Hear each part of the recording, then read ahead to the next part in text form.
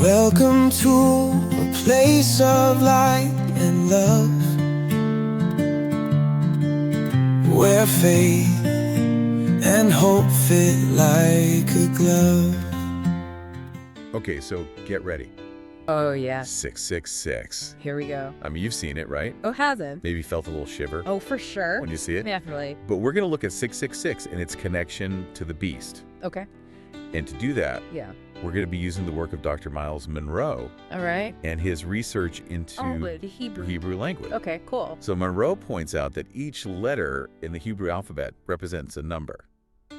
Okay, so like a code. Yeah, it's called gematria. Gematria. And it's a lot more than just a simple code. Right.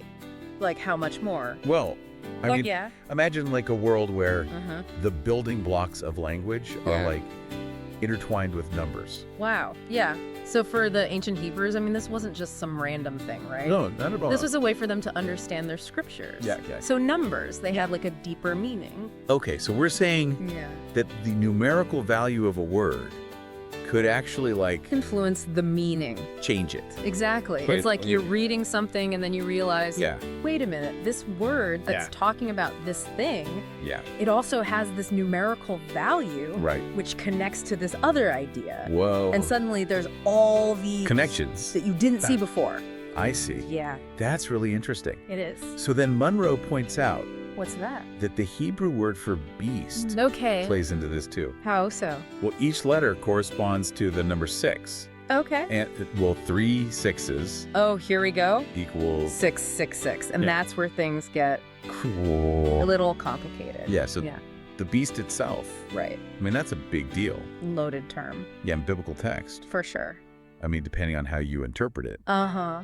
it could be evil Like the Antichrist. or even just like Yeah. forces that oppose God. Right, exactly. And so you connect that to 666. Right. And it just explodes with like all these potential meanings. So are we saying then Yeah. that 666 like is a direct line to the devil? Not necessarily.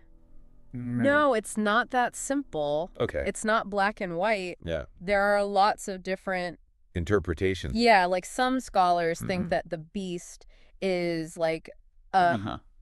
a historical figure, Like, like maybe a Roman emperor, oh, wow. while other people Yeah. think it's like metaphorical. Interesting. So Yeah. how do we make sense of all this? Well, it's about understanding the Yeah. history, Uh-huh. like what was going on, the different schools of thought, and how interpretations have changed. Over time. Yeah. So it's like a puzzle It's with like a definitely- bunch of different pictures.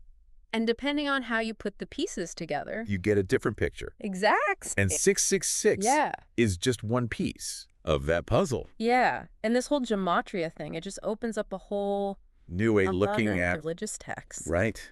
It makes you think about Yeah. symbolism Connections. and the fact that, Numbers. meaning, Yes. so we've taken a deep dive We have. into 666. We sure did. We've looked at where it maybe comes from Yeah. and its connection to the beast. Through The lens Okay. of gematria. What do you think? What do I think? Yeah. What are your takeaways?